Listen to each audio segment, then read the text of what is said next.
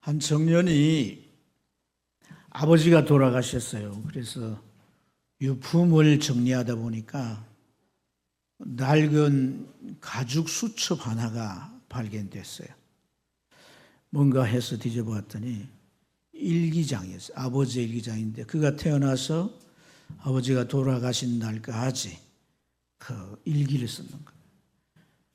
그 일기장 안에는 지난날의 일들이 빼곡히 적혀 있었던 거죠.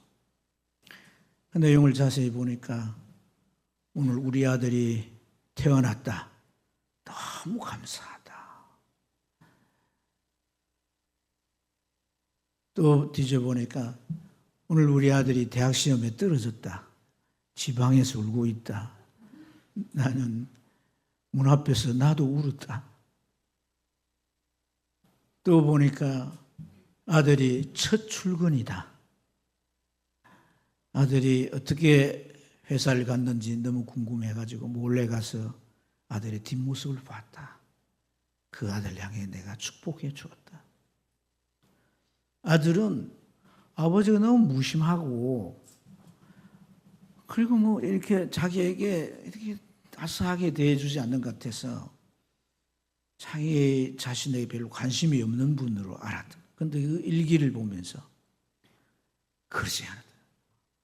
아버지가 자신에 대한 시각을 놓지 않았고 그 순간순간을 다 기록한 것을 그제서 알게 되었다. 여러분, 우리가 종종 삶이 힘들고 어려운데 하나님은 이 가운데 왜 날 방치해 두실까? 그 하나님의 침묵에 대해서 우리가 때로는 마음이 좋지 않기도 합니다. 심하면 원망이 우리 안에 터져 나오기도 합니다. 그런데 참 그 아버지처럼 하나님은 우리의 면면을 지켜보고 계신 줄 믿습니다.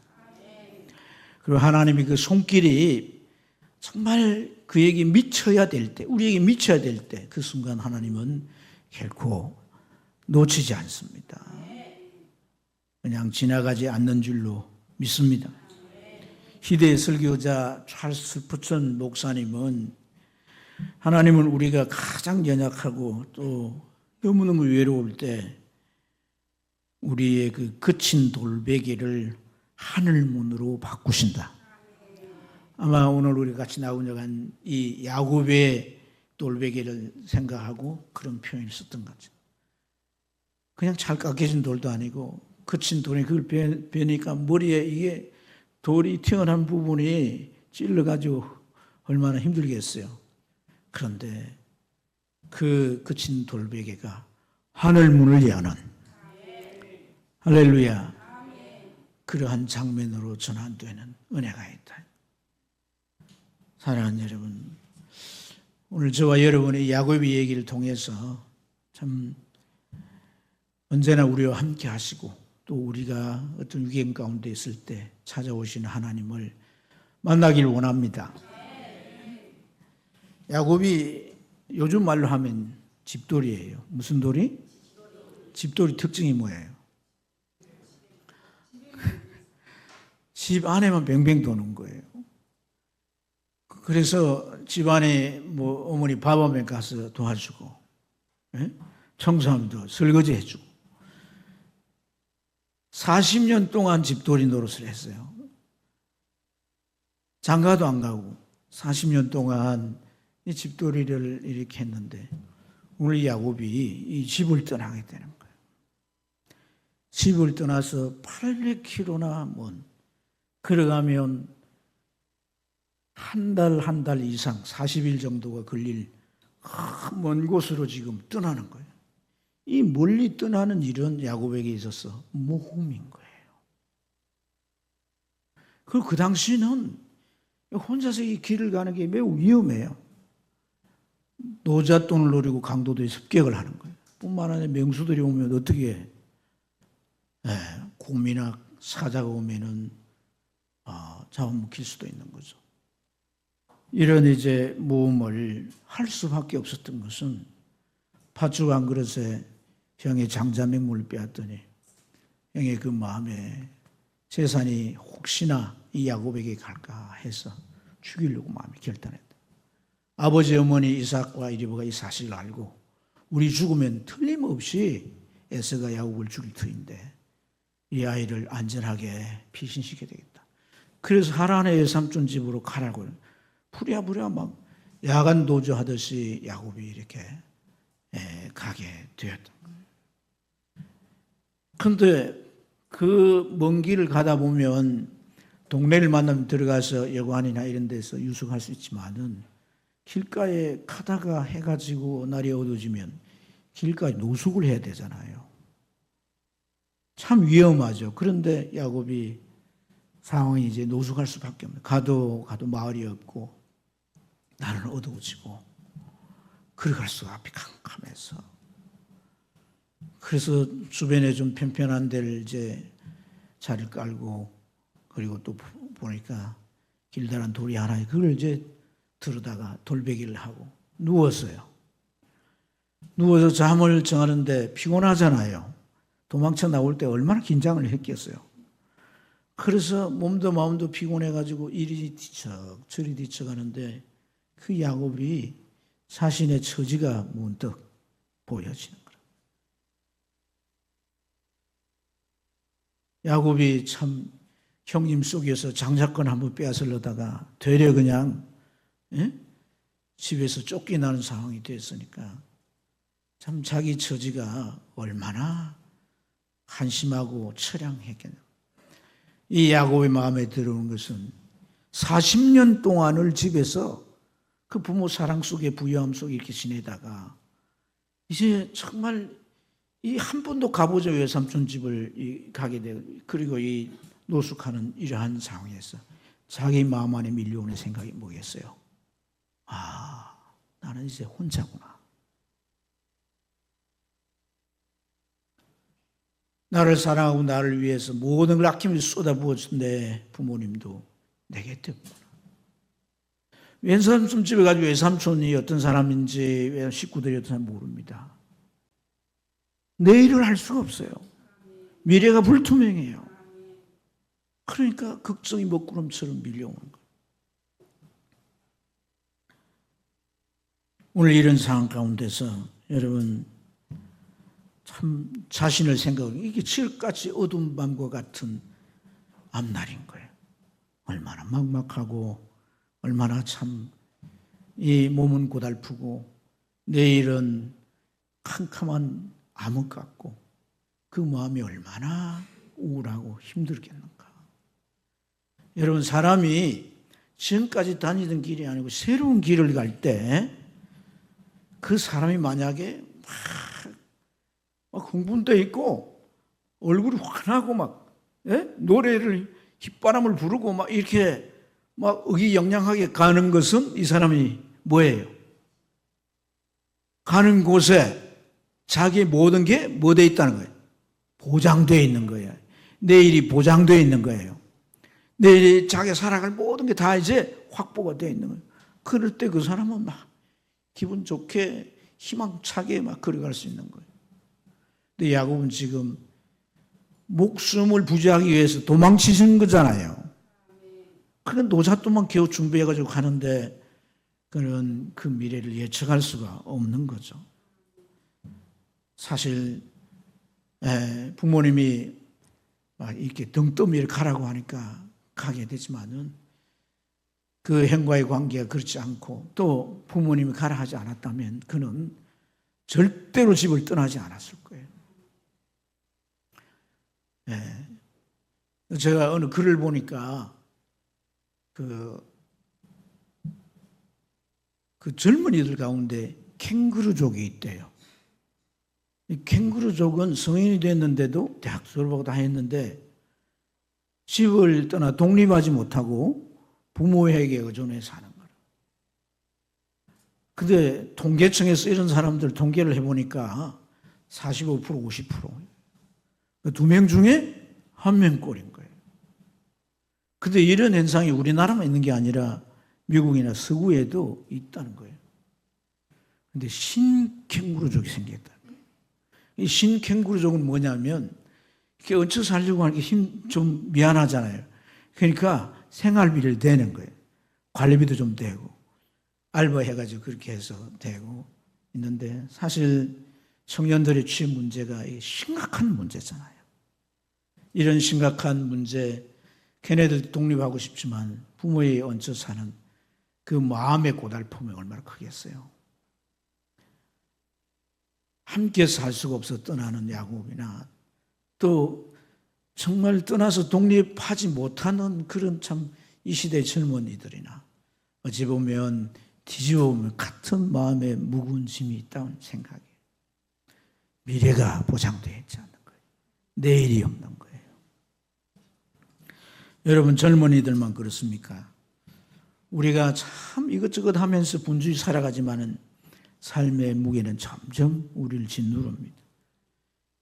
세상이 어떻습니까? 참 풍족한 세상이잖아요. 세상이 부족하지.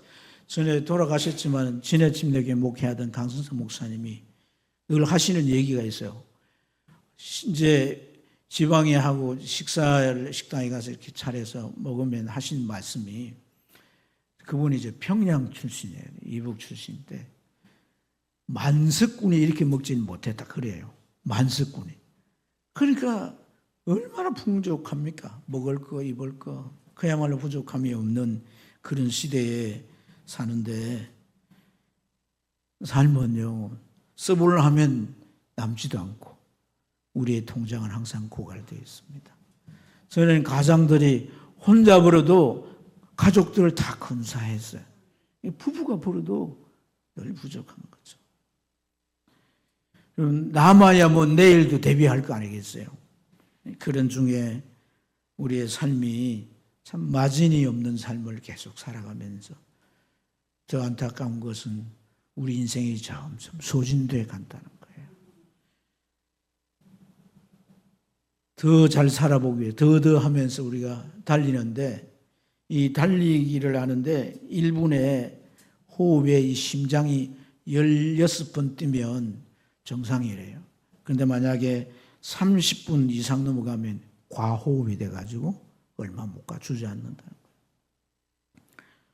여러분 오늘 우리가 살아가는데 이런 바쁘고 힘든 삶을 살면서 우리의 삶이 정말 부족하다는 느낌을 버릴 수가 없고 또 우리의 미래가 불투명하다면 참 이 야곱의 심정이나 다를 바가 없지 않나.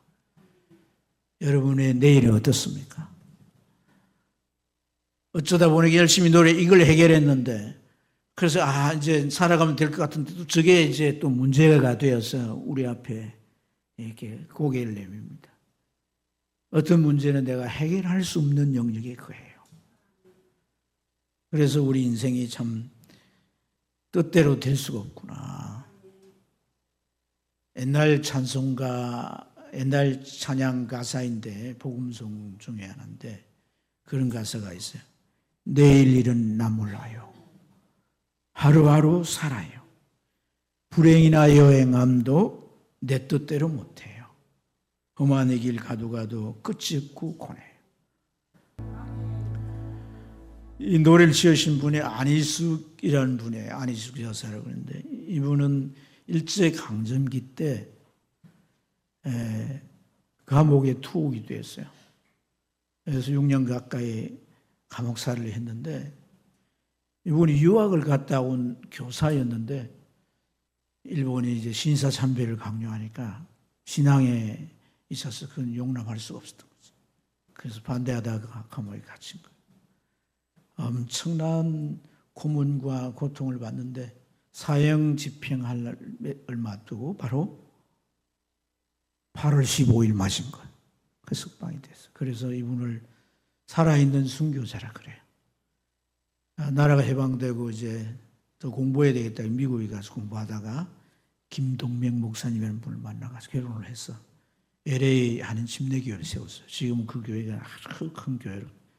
사실 저도 그 안희숙 이제 사모님의 동거심을 받은 순간 우리 둘째가 태어났는데 조선소를 가야 되겠는데 돈이 없어요. 그래서 제가 기도를 했더니 제가 미주 신보에 그 고국의 시골 교회 이 시골 교회에 대한 수기를 모집한다 이렇게 썼는데 그걸 보고 그 교회에서 헌금을 보낸 거예요. 그래서 그 헌금을 가지고 제가 이제 둘째 태어나는데 이제 진주에 있는 그 조산 그 산파에 의해 가지고 아이를 이제 낳고 그렇기도 했습니다. 어쨌든 이분은 그 죽으면 죽으리라라는 책을 썼는데 많은 사람들이 뭐 그렇지 않으면 책 한 권 다 자기 집에서 그리고 죽으면 살리라라는 후속도 쓰시고 그래서 이제 97년도에 소천을 했습니다만 참 내일이는 난 몰라요.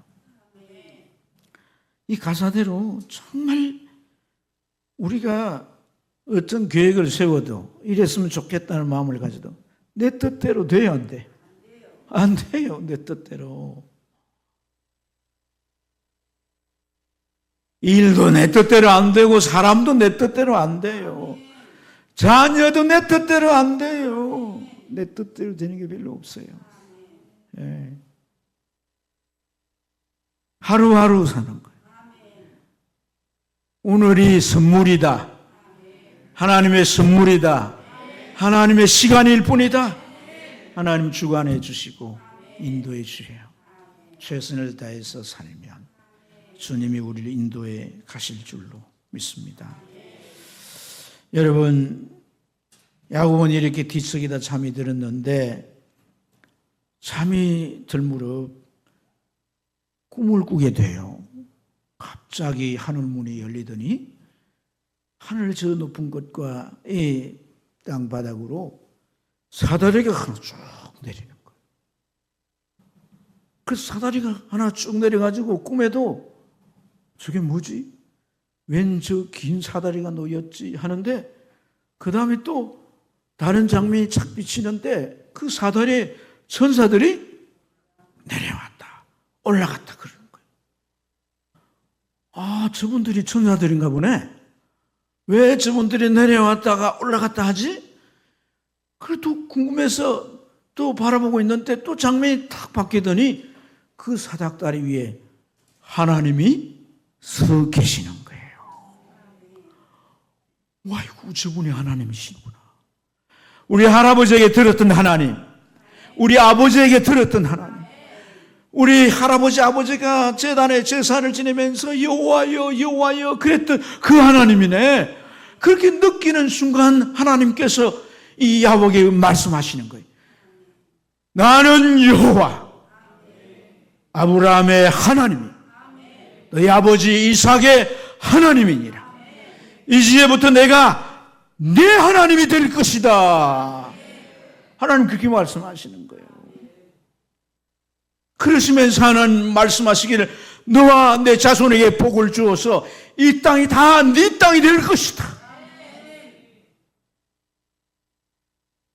그리고 이 세상의 모든 민족이 너와 내 자손을 통해 복을 받을 것이다. 그것을 내가 다 이룰 때까지 너와 함께 할 것이다. 내가 너를 떠나지 아니할 것이다. 너를 반드시 돌아오기까지 그 일을 다 이루기까지 내가 너와 같이 있을 것이다. 이런 말씀을 하시는 거예요. 아, 야곱이 너무 놀란 거예요. 하나님을 만났을 뿐 아니라 하나님이 그를 향해 무한한 엄청난 축복을 약속해 주시는 거잖아요. 너무나도 감격이 돼요. 새벽같이 일어나가지고는 그 마음에 그 사라지지 않는 감동, 감격 가운데 그 돌베개에 했던 그걸 지어놓고 하나님 앞에 뭐 드릴 재물도 없어. 그래서 혹시나 다치면 바르는 기름을 붓고 거기에다가 약식 제사를 지내는데 하나님 앞에 정말 하나님 정말 당신이 말씀하신 대로 나와 함께 하셔서 그 축복을 이루시면 당신은 나의 하나님이 될 것입니다. 그리고 내가 아버지 집으로 잘 돌아가시도록 인도하면 내 주신 소득의 11조를 하나님이 주셨다고 고백하여 하나님께 드리겠습니다. 이 믿음의 반응을 하는 이 야곱의 모습을 볼 수가 있습니다. 사랑하는 여러분, 야곱은 이걸 생각해 본 적도 없고 기대해 본 적도 없어요. 꿈에라도 그는 상상해 보질 못했습니다. 하나님을 알고는 있지만은 그는 하나님이 자기에게 찾아올 줄 몰랐어요. 하나님은 그저 그 아브라함 가문의 그 그때대로 이 가정신이라고만 생각했던 거예요. 그런데 하나님이 자기 집을 떠나서 노숙하는 그 현장에 하나님이 오셨다는 거예요. 야곱이 하나님에 대해 잘 모르기 때문에 하나님을 그가 경험하며 느낀 것은 뭐냐면 하나님의 활동의 영역이 지금까지 생각하고 다르다는 거예요. 할렐루야. 하나님 이곳에도 계시고 앞으로 외삼촌 집에도 계시고 그가 돌아올 때도 계시고 형이 그를 죽이려고 400명의 군사들을 거느리고 올 때도 계시고 할렐루야. 야복강에서 또 만나주시고 야곱 일생을 그렇게 인도해 주시는데 나중에 그가 11번째 아들 요셉을 여러분 낙심했지만 그 요셉은 애국의 국무총리가 되었고 흉년에 다 굶어 죽을 급판에 아들이 살아있다는 걸 알고 돌아갔을 때 그가 정말 다시 살 길을 여시는 잃어버린 그 아들을 통해 그 놀라운 일을 펼치시는 그 하나님을 그가 또한 높일 수밖에 없었던 거예요. 험악한 세월을 살았지만 하나님이 내 인생 길을 이처럼 인도해 주셨다. 사랑하는 여러분, 오늘 16절 말씀 우리 같이 한번 읽으면 좋겠어요. 16절 우리 마음에 좀 새기듯이 읽으면 시작.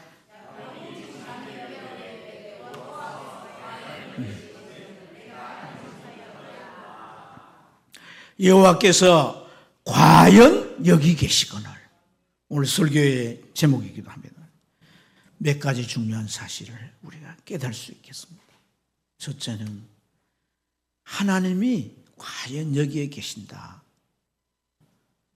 여러분, 하나님께서 노숙하는 그 야곱을 만났을 때 야곱이 그런 고백을 했는데 이것은 하나님이 야곱을 찾아오셨다는 거예요. 하나님은 뭐 하셨다? 야곱을 찾아오셨다는 거예요. 왜 하나님이 야곱을 찾아오셨을까요? 왜 야곱을 하나님 찾아오셨을까?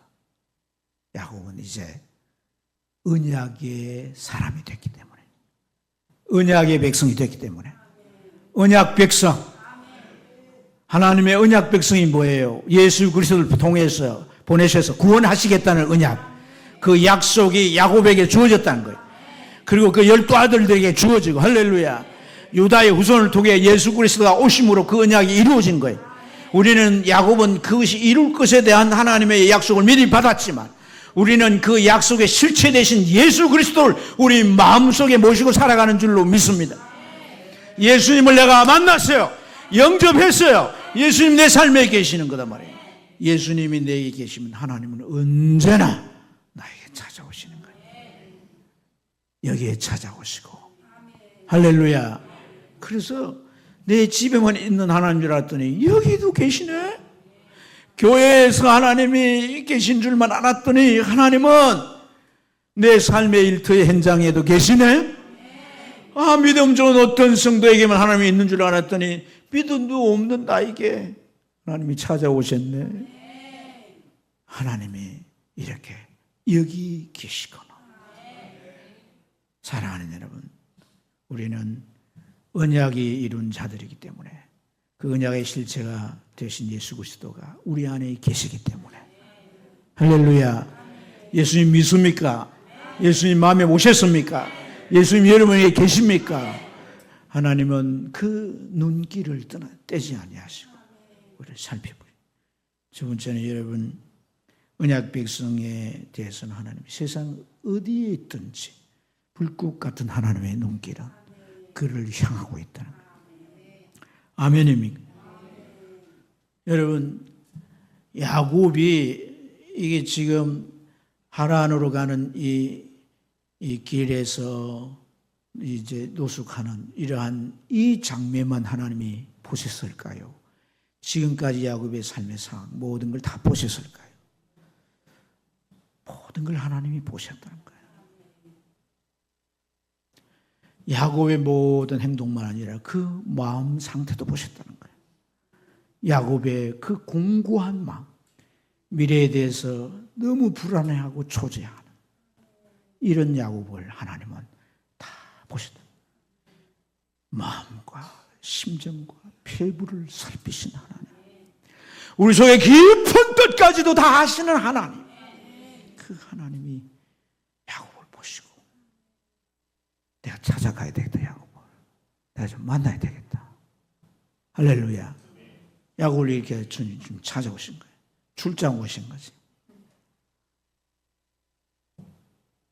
여러분, 그래서 우리 삶에 어떤 큰 문제가 생겨도 좌절하고 낙심하고 끝내면 안 돼요. 이를 살판이 차라리 죽는 게 낫지 해서 바다로 뛰어들거나 뭐 옥상에 뛰어내리거나 절대 그러면 안 됩니다. 아멘. 아멘. 누굴 기다려야 되는 거예요? 하나님을 기다려야 돼요. 하나님을 기다려야 돼요. 아멘입니까? 사랑하는 여러분, 오늘 우리가 하나님은요, 우리에게 뭐 약속을 하시지만 그 약속을 언제 이루겠다라고 하는 그런 이제 이 타임라인을 그려주지는 않습니다. 어느 날 어느 시에 내가 그걸 이루겠다. 왜냐하면 우리 믿음이 준비되어야 되기 때문에. 아멘입니까? 하나님 우리의 비전을 주세요. 그렇지만 네가 몇 살 때 그걸 이루겠다 그러질 않아요. 그건 기계적인 하나님이 아니라는 거예요. 뭐가 돼야 되는 거예요? 준비가 돼야 돼. 그릇이 돼야 돼. 믿음이 돼야 돼. 그러니까 하나님이 하나님으로 가게 하는 이 야곱도 뭐가 되게 하는 거예요? 준비되게 하시는. 떠나는 걸 두려워하지 마세요. 아멘입니까? 내 인생은 나의 것이 아니라 하나님의 것이. 하나님이 준비하고 빛날 인생을 만들어 주신 거예요. 빛날 인생을 만들어. 전폭적으로 하나님 손에 붙들리세요. 전폭적으로. 할렐루야. 그럴 때 하나님은 우리 길을 반드시 인도해 주십니다. 우리 상태에 따라서 우리가 하나님의 손길을 보기도 하고 못 보기도 해요. 어떤 사람은 평생 하나님이 어쩌고 만나주시고 말씀을 하시고 하나님이 뭐 꿈에 하나님이 나타나셨고 뭐 음성을 들으시고 뭔 얘기를 하는가? 그게 이해가 안 되더라고 말하는 사람들이 있어요. 있는데 여러분, 그건요, 그가 하나님을 못 볼 뿐이지 하나님은 그가까이 오시고 하나님 도우시고 행하시는 거예요. 사람이요, 말을 잘 못 믿어요. 그래요, 안 그래요? 그때 매번 설교를 해도 잘 안 믿잖아요, 여러분들이. 말을. 하나님이 왜 사닥다리부터 쫙 내리시고 사닥다리가 하늘 끝에 닿았으니까 얼마나 길겠어요. 그래서 천사들이 후루룩, 이게 천사들이 뭐 사닥다리 밟아 내려오고 날라 내려오겠지? 싹 내려왔다가 또 싹 올라가고, 이 한둘이가 아니야. 막 이렇게 하는 장면을 하나님이 왜 보여주실까요? 그 위에 서서 하나님께서 내가 여호와니라 너희 조부 아브라함이 하나님, 네 아버지 하나님, 이제 내가 네 하나님이 될 거다. 이렇게 하나님이 말씀하고 약속을 하셨을까요? 시청각 교육을 하시는 거라. 보여주시는 거라. 병문이 부려? 보면 믿는 거지. 보여주신 거예요. 보여주신 거예요. 사랑하는 여러분, 어떤 사람은 일터에서도 하나님 만나고, 길을 가다 어떤 사람은 하나님 만나고, 어떤 자매는 설거지 하다가 하나님 만났대요. 그래서 주저앉아 펑펑 울었다는 거예요. 어떤 사람은 병원에서도 하나님 만나고, 어떤 사람은 차 타고 가다 하나님 만나가지고 갓길에 세워놓고 찬양하고 지 혼자 부흥회를 했대요. 어떤 사람은 이런 예배를 드리다가 하나님 만나고, 기도 중에 깊이 하나님 만나고, 다양하게 하나님 우리를 만나주시는데, 할렐루야. 보네 브란 목사님 그런 말을 했어요. 인간의 끝은 하나님의 시작이다. 광야는 버려진 땅이 아니라 하나님과 독대하는 특별한 장소다. 삶이 광야 같다고, 삶이 너무 힘들다고, 우리가 그러한 상황 속에 마음에 염려 근심 밀려올 수 있겠죠. 그러나 하나님 만날 때가 됐구나, 이렇게 여러분이 마음을 믿음의 마음으로 다 잡으시고 주를 바라보시며 이 기도의 집으로 나와서 하나님을 찾으시길 바랍니다.